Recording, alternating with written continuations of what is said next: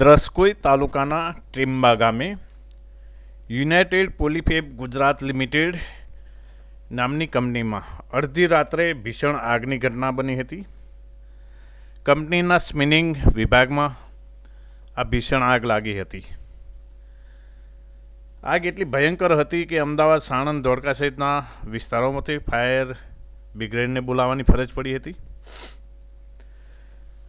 15 જેટલા ફાયરની ગાડીઓ અને 80 જેટલા જવાનોએ સતત 7 થી 8 કલાક પાણીનો મારો ચલાવ્યા બાદ આગને કંટ્રોલ કરવામાં આવી હતી.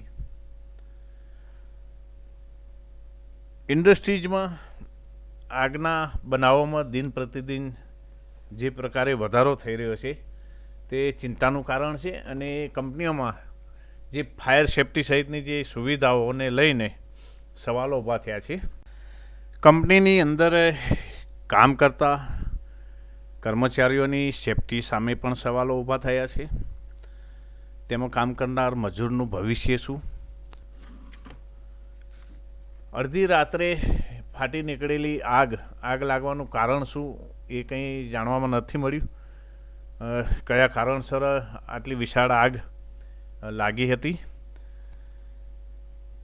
પણ દિન પ્રતિદિન ઇન્ડસ્ટ્રીઝોમાં આગની ઘટનાઓ વધી રહી છે.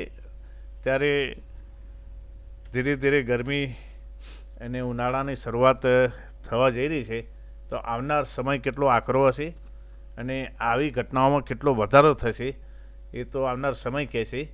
પણ હાલમાં વધી રહેલી આગની ઘટનાઓ એક ચિંતાના સમાચાર છે.